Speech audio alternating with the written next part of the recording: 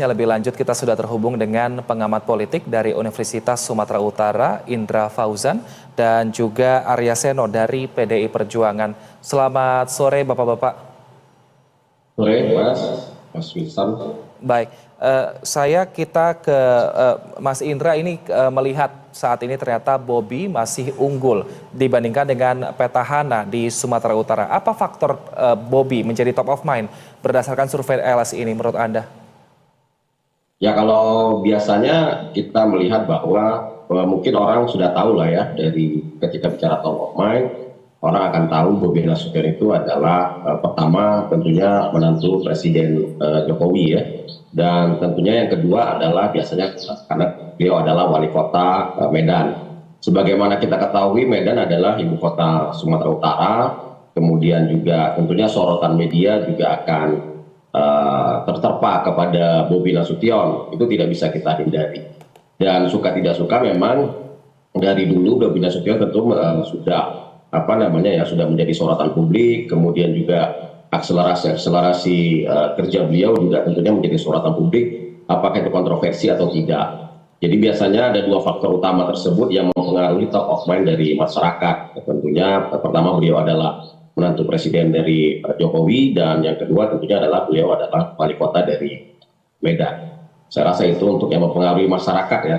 Dan yang lain-lain tentunya mungkin karena beliau adalah beberapa waktu lalu kan ada berita-berita terkait dengan misalnya beliau keluar dari PDI Perjuangan, kemudian masuk ke Gerindra, itu juga menjadi satu berita yang membuat masyarakat kemudian mengetahui bahwa Bobi salah satu calon yang populer dibanding petahana.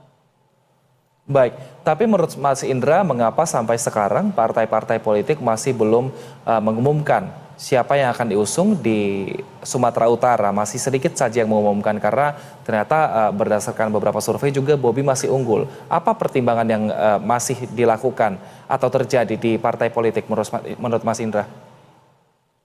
Ya kalau dari Bobi Nasution sendiri saya rasa sudah cukup banyak ya partai politik, beliau sudah bisa mengarungi pertarungan pilkada di Sumatera Utara dari Golkar dengan 22 kursi, kemudian ada Gerindra dengan 13 kursi, kemudian juga PAN sudah memberikan dukungan, dan kemudian juga PKB walaupun tidak fix ya, belum punya titik temu, tapi PKB sudah mengarah kepada Bobi Nasution.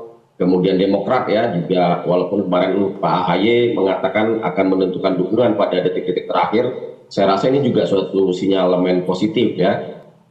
Nah, tapi yang tentu yang akan menarik siapa yang akan menjadi lawan dari Bobi Nasution ya. Sampai sekarang ini potensi lawannya adalah PDI Perjuangan, partai pengusung yang juga bisa mengusung sendiri. Saya melihat bahwa wait and see-nya partai-partai politik ini di Sumatera Utara juga terkait dengan siapa yang akan menjadi tokoh yang akan menjadi lawan Bobi Nasution itu sendiri. Walaupun secara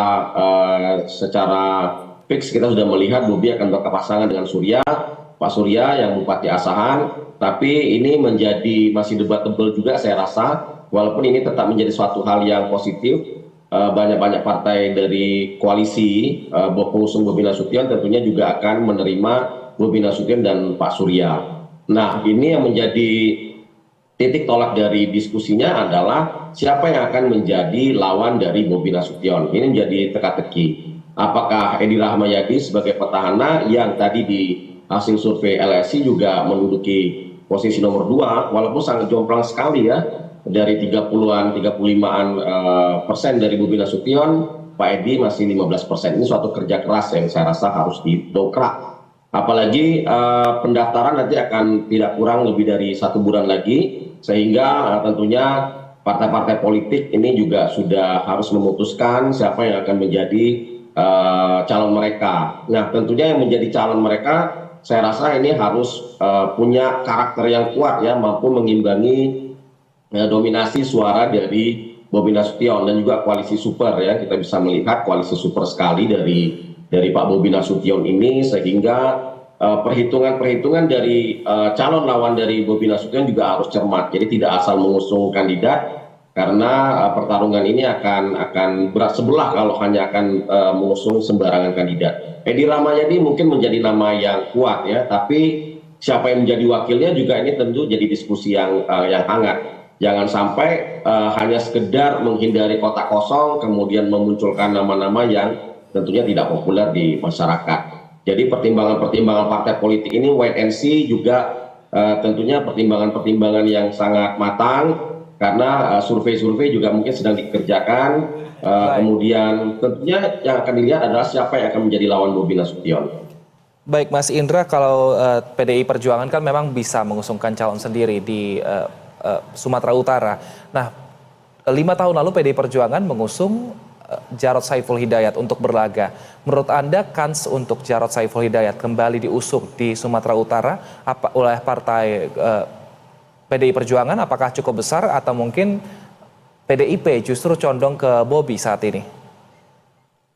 Kalau melihat dari track record ya, dari sejarahnya partai PDI Perjuangan, tentunya kita bisa melihat PDI biasanya mengusung pada akhir-akhir. Tapi apabila kita merujuk kepada beberapa survei ya, Pak Jarod bukanlah sosok yang cukup bisa mengimbangi Bobi Nasution di Sumatera Utara dari hasil survei ya. Walaupun beliau pada 2018 lalu menjadi lawan dari Edi Rahmayadi.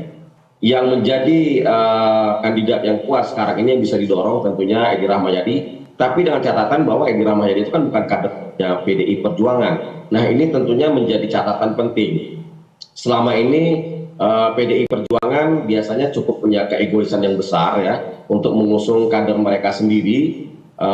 Ada beberapa kader memang yang bisa diusung oleh Partai Demokrasi Indonesia Perjuangan, salah satunya Pak Jarod, tapi saya rasa pengalaman di 2018 cukup memberi pelajaran ya bagi Partai Demokrasi Indonesia Perjuangan bahwa karakteristik masyarakat di Sumatera Utara yang juga menjadi basisnya Pak Jarod ini harus berhadapan-hadapan dengan Bobi Nasution. Bobi Nasution tentu kita tahu pertama sudah saya katakan tadi merupakan menantunya Presiden Jokowi. Dan langkah taktisnya beliau kemudian masuk ke Gerindra. Sebagaimana kita ketahui Gerindra adalah partainya presiden ya terpilih nanti di Oktober Pak Prabowo. Nah ini menjadi satu kekuatan penuh. Nah tentunya hal ini harus dicermati baik-baik oleh PDI Perjuangan. Siapa yang akan menjadi calon lawan dari PDI Perjuangan. Beberapa bulan yang lalu saya sudah sampaikan juga di media bahwa PDIP harus punya calon yang bisa mengimbangi Bobi Nasution, karena bagaimanapun Bobi Nasution sekarang sedang leading ya, menjadi sorotan gitu. Gimana Mas? Baik, nah itu mencari calon yang untuk mengimbangi Bobinya itu Mas Indra. Kalau misalnya dilihat dari survei, nama kedua adalah nama Edi Rahmayadi meskipun jaraknya cukup jauh. Tapi kira-kira bisakah nanti Edi dan juga mungkin wakilnya yang masih sampai sekarang belum disebutkan namanya, ini bisa mempengaruhi elektabilitas dari Edi Rahmayadi dan kira-kira seberapa besar pengaruh Edi memilih wakil ini mempengaruhi atau bisa mengimbangi elektabilitas Bobi nanti ke depan? Ya, ini jadi catatan, mungkin jadi perhitungan dari PDI Perjuangan sebagai pemilik kursi terbanyak kedua setelah Golkar adalah siapa yang akan mereka majukan dari kader mereka, kan tentu seperti itu. Karena Edi Rahmayadi bukan kader dan belum punya KTA-nya PDI Perjuangan ya. Yang kedua adalah kalaupun menjadi koalisi adalah kawan koalisinya paling besar tentunya PKS. PKS tentunya akan berupaya untuk mengunggulkan wakilnya mungkin dari PKS. Nah ini tentu jadi hitungan-hitungan politis juga. Dan ini menjadi hambatan bagi partai PDI Perjuangan. Karena bagaimanapun perhitungan-perhitungannya PDIP akan mengusung kader mereka secara internal, mungkin sebagai wakil, tapi itu siapa kita juga belum tahu. Nah ini dilihat dari kawan koalisinya siapa. Apabila kawan koalisinya nanti adalah PKS, tentunya PKS tidak serta-merta menyerahkan suara mereka tanpa melihat peluang-peluang tertentu. Nah peluang-peluangnya yang bisa diraih adalah sebagai wakil gubernur. Karena yang akan dilawan ini kan lawan berat ya, lawan yang sangat berat ya di pilkada ini. Jadi tidak hanya main-main, ukurannya adalah kekalahan kalau misalnya mereka tidak serius. Kalaupun serius, ini akan menjadi lawan yang berat. Apalagi mendongkrak elektabilitas itu kan tidak mudah. Dengan 15% ketertinggalan itu cukup berdarah-darah kalau misalnya akan mengusung kader-kader tertentu. Nah, ini harus dilihat. Pengalaman di 2018 harusnya menjadi pelajaran penting bagi Partai Demokrasi Indonesia Perjuangan. Ketika Mas Jarod dan Pak Siharto itu maju ya dan kedua-duanya dari Partai PDI Perjuangan. Tapi kalau PDI Perjuangan memang ingin melakukan kamikaze misalnya ya, sporadis dalam pertempuran ini, bisa saja mereka mengusung kader mereka sendiri, tidak melibatkan Edi Rahmayadi misalnya. Bisa saja mereka mengimpor kader dari Jakarta, misalnya dari pusat yang memang sudah punya nama, misalnya Pak Andika misalnya, bisa saja seperti itu.